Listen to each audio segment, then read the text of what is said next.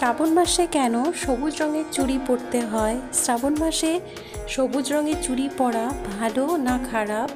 এই সবুজ চুড়ি পরা শুধুই কি ট্রেন্ড, নাকি এর সাথে জড়িত রয়েছে কিছু পৌরাণিক কাহিনী? এই সমস্ত কথা আমি আজকে তোমাদের সাথে এই ভিডিওতে শেয়ার করছি।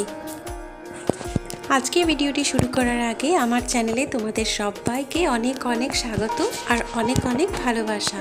ভিডিওটি প্রথম থেকে শেষ পর্যন্ত দেখার জন্য অনুরোধ রইল। আশা করি আজকে ভিডিওটি তোমাদের খুব ভালো লাগবে। শ্রাবণ মাসকে শিবের মাস বলা হয় শ্রাবণ মাসে ভোলেনাথের আরাধনা করলে ভোলেনাথের কৃপাদৃষ্টি খুব তাড়াতাড়ি লাভ করা যায় এবং ভোলেনাথ সন্তুষ্ট হয়। শ্রাবণ মাসে সবুজ রঙের কাচের চুড়ি পরা নিয়ে অনেক ধরনেরই কথা তর্ক বিতর্ক হয়ে চলেছে। তবে এই শ্রাবণ মাসে কেন সবুজ রঙের বস্ত্র পরিধান করতে হয় বা সবুজ রঙের কাচের চুড়ি পরতে হয়, তার আসল কারণটা হয়তো অনেকেই জানে না। পুরাণ মতে শ্রাবণ মাসকে বলা হয়েছে ভোলেনাথের জন্ম মাস। আর এই বর্ষাকালে বৃষ্টির জলে চারিদিক সবুজে সবুজ হয়ে ওঠে, ধরিত্রী হয়ে ওঠে শস্য শ্যামলা। মহাদেবের আরেক নাম হচ্ছে পশুপতি। পশু পাখিরা যেমন প্রকৃতিতে লালিত পালিত হয়, তাই পশু পাখিদের পাশাপাশি প্রকৃতিও হচ্ছে দেবাদিদেব মহাদেবের কাছে খুবই প্রিয়। এবং এই প্রকৃতি সতেজ এবং পূর্ণ অবস্থায় সবুজ রং ধারণ করে। এই সবুজ রঙই বিশুদ্ধতা ও পবিত্রতার প্রতীক। বিবাহিত মহিলারা এই মাসে সবুজ চুড়ি পরেন, কারণ সবুজ রং জীবন সমৃদ্ধি ও সৌভাগ্যের প্রতীক হিসাবে বর্ণনা করা হয়। বলা হয় যে মহিলা শ্রাবণ মাসে সবুজ চুড়ি পরিধান করে তার স্বামীর দীর্ঘায়ু লাভ করে এবং অখণ্ড সৌভাগ্য লাভ করে।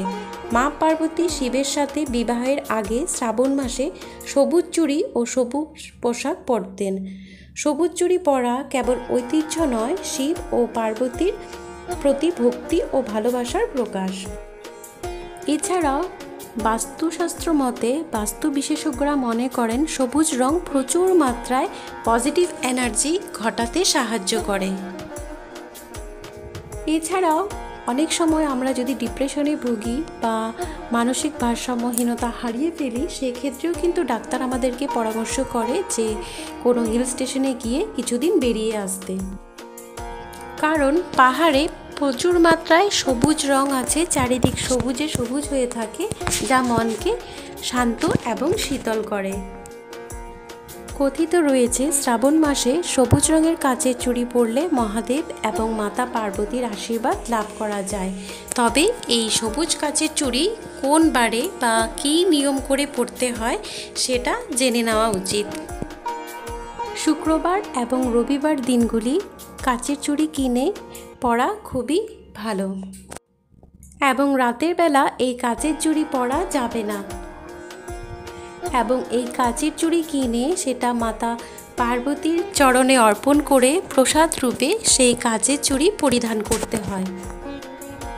এবং সেই সাথে 3 জন বা 5 জন যে কোনো বিবাহিত মহিলাকে সবুজ রঙের কাচের চুড়ি দান করতে হয় এবং সবাই মিলে একসাথে সেই কাচের চুড়ি পরিধান করতে হয়।